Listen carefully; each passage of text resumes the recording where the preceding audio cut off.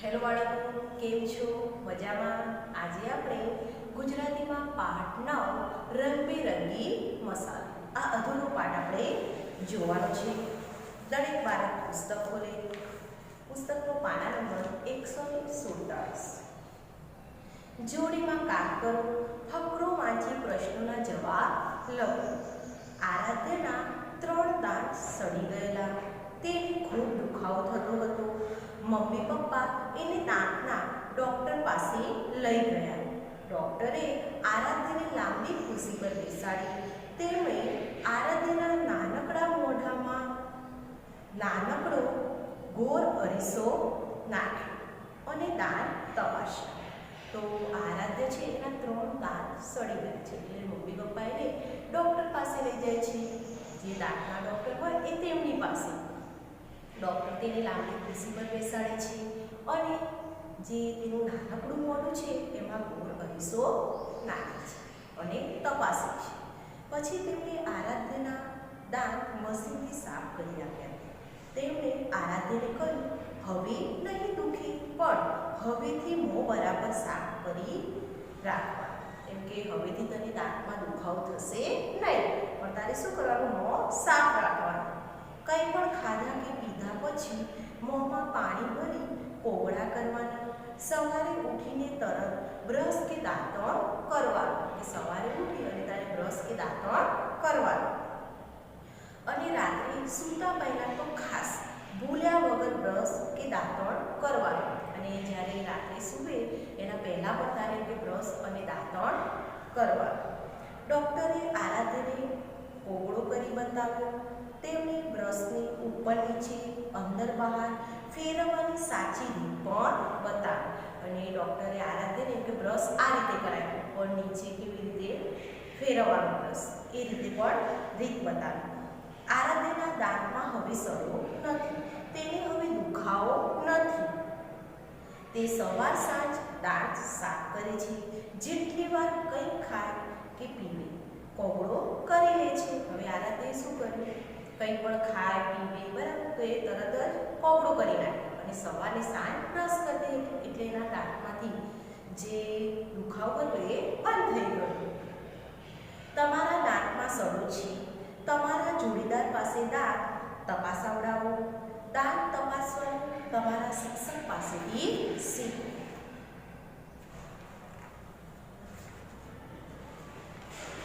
હવે જોઈના ટૂંકમાં જવાબ લખો. 1.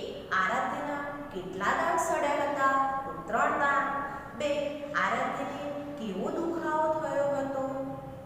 તો જવાબમાં આવશે ખૂબ દુખાવો. 3. ડૉક્ટરે આરાધ્યને ક્યાં બેસાડી? તો લાંબી ખુરશી પર. 4 નંબર. ડૉક્ટરે શાના વડે તપાસ કરી? તો ગોળ અરીસો નાખીને. 5 નંબર. ડૉક્ટરે આરાધ્યને ક્યારે ક્યારે કોગળો કરવા કહ્યું? તો કંઈ પણ ખાધા કે પીધા પછી. હવે જો 2 નંબર. આપેલા મુદ્દાને લગતા વાક્યો ફકરામાંથી શોધો અને તેના સમય પ્રમાણે લખો. તો જો અહીંયા આરાધ્યા, પહેલા, અત્યારે. 1. દાંતનો દુખાવો. તો પહેલામાં આવશે હતો, અત્યારે નથી. 2. દાંતમાં સડો. પહેલા હતો, અત્યારે નથી. 3. કોગળા. પહેલા કરતી ન હતી, અત્યારે કરે છે. 4 નંબર. દાંતણ બ્રશ. તો પહેલા સૂતા પહેલા કરતી ન હતી, અત્યારે સૂતા પહેલા કરે છે. હવે જો 3 નંબર. જેમ આરાધ્ય માટે વાક્યો નોંધ્યા તેમ તમારા વિશે વાક્યો લખો અને વર્ગમાં મોટેથી વાંચો. તો જો અહીંયા 1.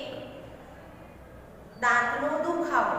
તો અત્યારે તો દાંતનો દુખાવો નથી. હવેથી તો દાંતનો દુખાવો થશે નહીં. આ રીતે વાક્ય બને. 2. દાંતમાં સડો. અત્યારે તો દાંતમાં સડો નથી. હવેથી તો દાંતમાં સડો થશે નહીં. 3 નંબર. કોગળા. અત્યારે કંઈ પણ ખાધા પછી કોગળા કરું છું. હવેથી કંઈ પણ ખાધા પછી કોગળા કરીશ. 4 નંબર. દાંતણ બ્રશ. તો અત્યારે સવારે બ્રશ કરું છું. હવેથી સૂતા પહેલા કરે છે. તો આ રીતે વાક્યો બને. હવે જો અહીંયા રમત છે. વર્ગના બધા બાળકો 3 જૂથમાં વહેંચાઈ જાઓ. પહેલા જૂથને ગઈકાલ, બીજા જૂથને આજ અને ત્રીજા જૂથને આવતીકાલ એમ નામ આપો. 3 જૂથ લેવાના. એકને ગઈકાલ, બીજું જૂથ આજ અને ત્રીજું જૂથ આવતીકાલ. એ રીતે નામ આપવાના. તેમ તમને અનુકૂળ હોય તો વારના નામ આપી શકાય. આપણે આ સિવાય પણ વારના નામ આપી શકાય. જેમ કે ગઈકાલમાં રવિવાર, આજ સોમવાર અને આવતીકાલમાં મંગળવાર. આ રીતે વારના નામ પણ આપી શકાય. નીચે આપેલા ઉદાહરણ પ્રમાણે આપેલા શબ્દ પરથી દરેક જૂથ પોતાના જૂથને અનુરૂપ વાક્ય બનાવી બોલશે. દરેક સાચા વાક્ય માટે 1 પોઈન્ટ. અહીં નમૂનાના શબ્દો આપેલા છે. અહીંયા શબ્દો નમૂનાના આપેલા છે. આવા બીજા શબ્દો તમારા શિક્ષક પાસેથી જાણી રમત આગળ વધારતા રહો. તો જો અહીંયા 1 થી 7 શબ્દો આપ્યા છે અને જે 8, 9, 10 છે એ આપણે વધારાના ઉમેરવાના છે. પહેલી વાર 5-5 શબ્દ સાથે રમત રમો. પછી શબ્દ સંખ્યા વધારતા જાઓ. સરખી તક મળ્યા પછી જે જૂથ સૌથી વધુ પોઈન્ટ બનાવે તે વિજેતા. તો જો અહીંયા સિદ્ધિ, ગઈકાલ એટલે ભૂતકાળ, આજ એ ચાલુ ક્રિયા વર્તમાન કાળ, આવતીકાલ એટલે કે ભવિષ્યકાળ. તો 1 નંબર વાંચવું. તો એમાં ગઈકાલ સિદ્ધિએ વાર્તા વાંચી. આજ સિદ્ધિ વાર્તા વાંચે છે. આવતીકાલ સિદ્ધિ વાર્તા વાંચશે. 2 નંબર કૂદવું. તો એમાં ગઈકાલ અમે 5 પગથિયા કૂદ્યા. આજ અમે હાથ પકડીને કૂદીએ છીએ. આવતીકાલ અમે કાલે દોરડા કૂદીશું. હવે 3 નંબર રમવું. તો એમાં ગઈકાલમાં અમે સંતાકૂકડી રમ્યા. આજ અમે સંતાકૂકડી રમીએ છીએ. આવતીકાલ અમે સંતાકૂકડી રમીશું. 4 નંબર જમવું. અમે રસ રોટલી જમ્યા. ગઈકાલ એટલે અમે રસ રોટલી જમ્યા. આજ અમે રસ રોટલી જમીએ છીએ. આવતીકાલ અમે રસ રોટલી જમીશું. 5 નંબર હસવું. તો એમાં ગઈકાલમાં દીપા ખૂબ હસી. આજ દીપા ખૂબ હસે છે. આવતીકાલ દીપા ખૂબ હસશે. 6 નંબર રંગોળી પૂરવી. તો ગઈકાલમાં અમે રંગોળી પૂરી. આજ અમે રંગોળી પૂરીએ છીએ. આવતીકાલ અમે રંગોળી પૂરીશું. 7 નંબર શાક બનાવ. તો ગઈકાલમાં મમ્મીએ શાક બનાવ્યું. આજ મમ્મી શાક બનાવે છે. આવતીકાલ મમ્મી શાક બનાવશે. હવે જો 8 નંબરમાં લખવું. તો ગઈકાલમાં અમે કવિતા લખી. આજ અમે કવિતા લખીએ છીએ. આવતીકાલ અમે કવિતા લખીશું. 9 નંબર દોડવું. તો એમાં ગઈકાલ કૂતરું દોડ્યું. આજ કૂતરું દોડે છે. આવતીકાલ કૂતરું દોડશે. 10 નંબરમાં કાપવું. તો એમાં ગઈકાલ માળીએ ઘાસ કાપ્યું.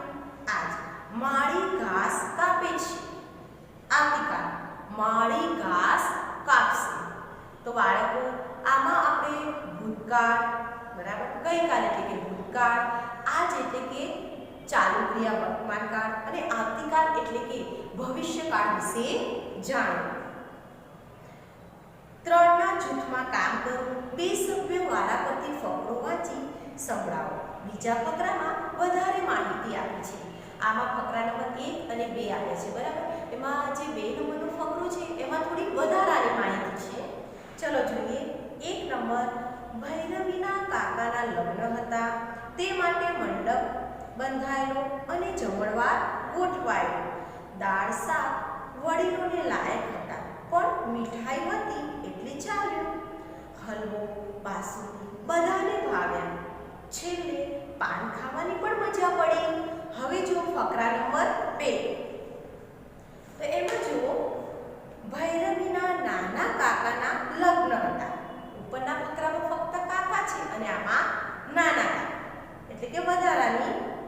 માહિતી. તેના માટે વિશાળ મંડપ બંધાયેલો અને ભવ્ય જમણવાર ગોઠવાયેલો. તો જો જે 1 નંબરનો ફકરો છે એમાં ફક્ત મંડપ છે અને આમાં વિશાળ મંડપ. અને ઉપરના ફકરામાં જો જમણવાર તો આમાં ભવ્ય જમણવાર. દાળ શાક વડીલોને લાયક તીખા હતા. તો ઉપરના ફકરામાં ફક્ત શું છે? દાળ શાક. અને અહીંયા કેવા? દાળ શાક તીખા. પણ 2-3 મીઠાઈ હતી. તો ઉપરના ફકરામાં ફક્ત મીઠાઈ છે ને આમાં 2-3 મીઠાઈ હતી. એટલે 4. દૂધીનો હલવો, સીતાફળની બાસુંદી બધાને ભાવ્યા. છેલ્લે મીઠું પાન ખાવાની પણ મજા પડી. તો ઉપરના ફકરામાં ફક્ત પાન છે અને આમાં મીઠું પાન. એટલે આ વધારાની માહિતી છે. તો જો 1 નંબર ફકરા નંબર 2 માં કઈ માહિતી વધારાની છે તે લખો અને ફકરામાં તે શબ્દ નીચે લીટી કરો. તો જે ફકરા નંબર 2 છે તો એમાં જો નાના કાકા, વિશાળ મંડપ, ભવ્ય જમણવાર, 2-3 મીઠાઈ, મીઠું પાન, આ જે છે એના નીચે લીટી આવશે. આ બધી વધારાની માહિતી છે. તો જો ફકરો 1, ફકરો 2. 1 નંબર કાકા. તો ફકરા 2 માં આવશે નાના કાકા. 2 નંબર મંડપ. તો વિશાળ મંડપ. 3 નંબર જમણવાર. તો ભવ્ય જમણવાર. 4 નંબર દાળ શાક. તો તીખા દાળ શાક. 5 નંબર મીઠાઈ. 2-3 મીઠાઈ. 6 નંબર પાન. તો મીઠું પાન. જૂથમાં જ રમત રમો. ઉદાહરણ પ્રમાણે આપેલા વાક્યોમાં નવી માહિતી ઉમેરતા જાઓ. તો જો અહીંયા વાક્ય આપ્યું છે અને એમાં શું કર્યું છે? નવી માહિતી ઉમેરી અને વાક્યને વધાર્યું છે. તો ઉદાહરણમાં જો મેં કૂતરો જોયો. તો મેં કાળો કૂતરો જોયો. મેં એક કાળો કૂતરો જોયો. મેં એક મોટો કાળો કૂતરો જોયો. તો હવે એવી જ રીતે 1 નંબર રૂક્ષાને ફરાક ખરીદ્યું. તો જો રૂક્ષાનાએ એક ફરાક ખરીદ્યું.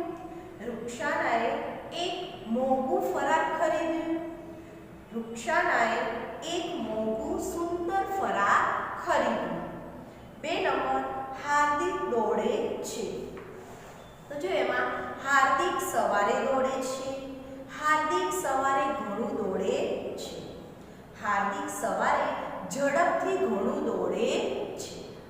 હવે 3 નંબર હવે ચંદ્રિકા રડશે. તો હવે ચંદ્રિકા ખૂબ રડશે. હવે ચંદ્રિકા મોટેથી ખૂબ રડશે. હવે ચંદ્રિકા ચોધારે મોટેથી ખૂબ રડશે. આ રીતે વાક્યમાં નવી માહિતી ઉમેરવાની છે. વર્ગના 2 જૂથ બનાવો. શિક્ષક વાક્ય આપે તેમાં દરેક જૂથ નવી માહિતી ઉમેરતું જાય. જે જૂથ માહિતી સાચી રીતે ઉમેરે તેને 1 પોઈન્ટ. વાક્યમાં 3 નવી માહિતી ઉમેરાય ત્યાં સુધી રમી નવા વાક્યથી રમત આગળ ચલાવો. હવે જુઓ વાર્તા સાંભળો, વાંચો, વિચારો, લખો. 1 ફકરો સાંભળો. જોડીમાં કામ કરી જવાબ લખો. તો જો સ્વીટુને અવનવી વસ્તુઓ બનાવવી ખૂબ ગમે. ક્યારેક તે રસોડામાંથી ચપ્પુ અને પપ્પાની કાતર લઈને બેસે. તેને તપાસવું હોય કે બેમાંથી વધારે અણીદાર શું. પપ્પા દોડીને આવે અને સ્વીટુને સમજાવે. વાગી જાય. ક્યારેક વળી તે ઘરના ઝાંપા પર હિંચકો ખાય તો ક્યારેક હિંચકાના સળિયા પર ચડી જાય. ફોઈ હાંફળા ફાંફળા થઈ આવે અને તેને ઉતારીને પૂછે, શું કરે છે? સ્વીટુ સામો પ્રશ્ન પૂછે. બેમાંથી શું ઊંચું?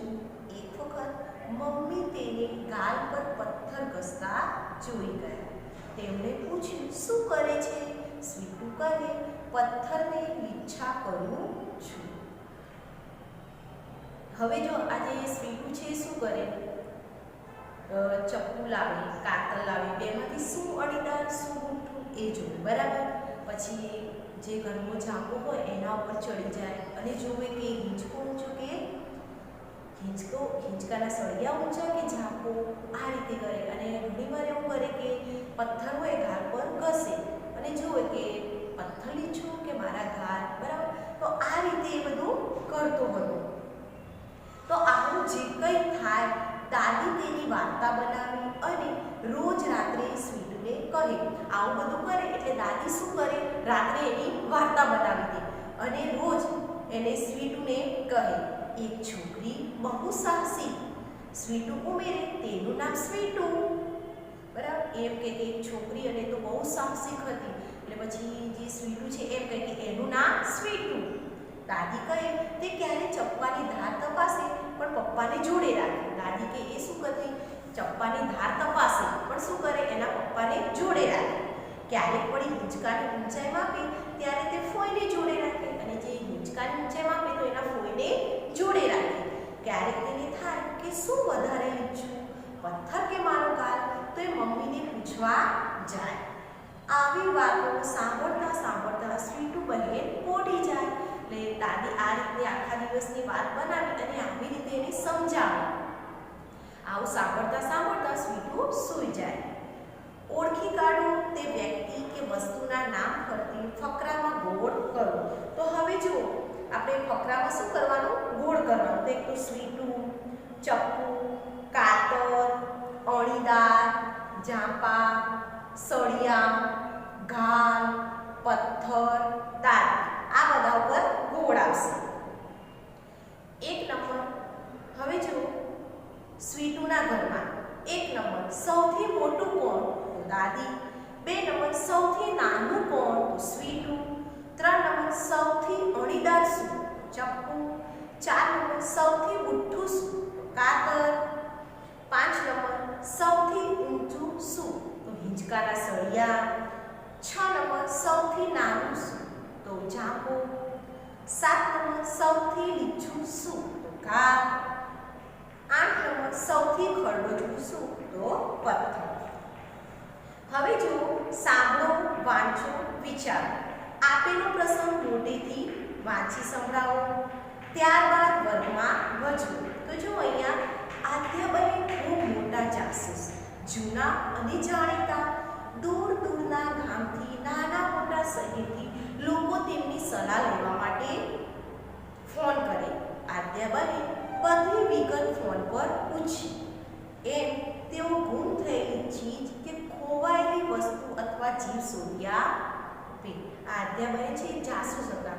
કોઈની વસ્તુ કે કંઈ ખોવાઈ ગયું હોય તો એ શોધી આપતા હતા. લોકો તેમને ફોન કરતા અને માહિતી ઉપરથી એમને વસ્તુ શોધી આપતા.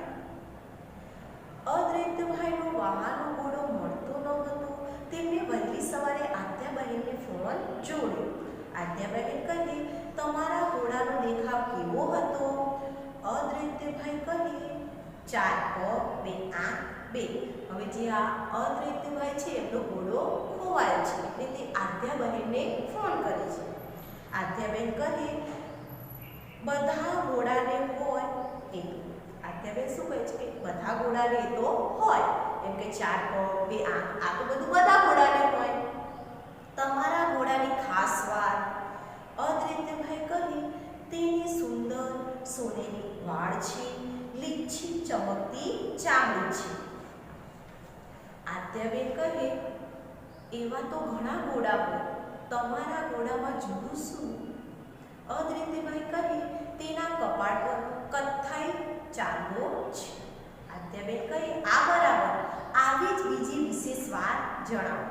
અદ્વૈતભાઈ કહે, તેના બંને પાછલા પગ પર પણ કથ્થાઈ ચાંદા છે. આદ્યાબેન કહે, સરસ, હવે કહો ક્યારે ખોવાયો?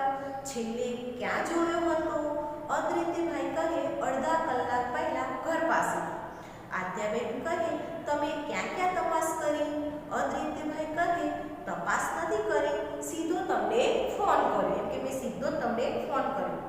આદ્યાબેન કહે, પહેલા તમારા ઘર, ખેતર, વાડી કે ઘોડામાં તપાસ કરો. અદ્વૈત ભાઈ કહે હા એ ખરું. હવે જો સાચા શબ્દ પર ખરાની નિશાની કરી મોટેથી વાંચો. 1. આદ્યાબહેન પ્રખ્યાત વૃદ્ધ નકામા હોશિયાર જાસૂસ હતા. તો આમાં પ્રખ્યાત ઉપર ખરાની નિશાની આવશે એટલે વાક્ય આ રીતે બનશે. આદ્યાબહેન પ્રખ્યાત જાસૂસ હતા. 2 નંબર આદ્યાબહેન પાસે પોલીસ, ગામ લોકો, શહેરીજન, ચોર સલાહ લેવા આવ્યા. તો ગામ લોકો અને શહેરીજન પર ખરાની નિશાની આવશે એટલે વાક્ય આ રીતે બને. આદ્યાબહેન પાસે ગામ લોકો, શહેરીજન સલાહ લેવા આવ્યા. 3 નંબર પક્ષી, પ્રાણી, વનસ્પતિ, જંતુને 4 પગ, 2 કાન, 1 પૂંછડી હોય. તો પ્રાણી ઉપર ખરાની નિશાની આવશે એટલે વાક્ય આ રીતે બને. પ્રાણીને 4 પગ, 2 કાન, 1 પૂંછડી હોય. 4 નંબર અદ્વૈતભાઈના ઘોડાના વાળ સોનેરી, ખૂબ લાંબા, લીચા, ગુચ્છેદાર હતા. તો સોનેરી ઉપર ખરાની નિશાની આવશે એટલે વાક્ય આ રીતે બને. અદ્વૈતભાઈના ઘોડાના વાળ સોનેરી હતા. 5 નંબર અદ્વૈતભાઈના ઘોડાની ત્વચા લીચી, મેલી, ખરબચડી, ચમકતી હતી. તો જો આમાં લીચી અને ચમકતી પર ખરાની નિશાની આવશે એટલે વાક્ય આ રીતે બનશે. અદ્વૈતભાઈના ઘોડાની ત્વચા લીચી, ચમકતી હતી. હવે જો આમાં જોડીમાં કામ કરો. આપેલા કોષ્ટકમાંથી પ્રાણીઓ અને તેમના વિશેષ નામ શોધી કાઢો. બંને યોગ્ય રીતે જોડીને લખો. તો જો બાળકો અહીંયા મેં 2 કોષ્ટક દોર્યા છે. આમાં છે પ્રાણીઓના વિશેષ નામ અને આ કોષ્ટકમાં છે પ્રાણીઓના નામ. તો જો આપણે વિશેષ નામ બનાવીએ તો ઘોઘરું, દૂધણી, રૂપાળું, મારકણી.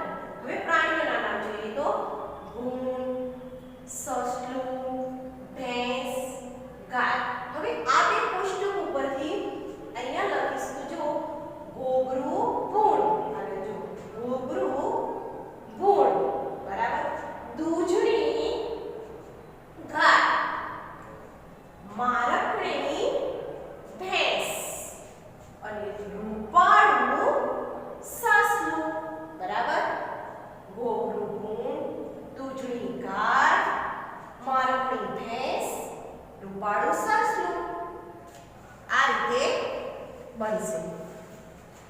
હવે જુઓ વાનગી ઓળખો તે માટે શું ઉમેરવું પડશે તે ઉમેર. તો જો અહીંયા 1 નંબર જલબ. તો હવે આપણે શું ઉમેરીશું?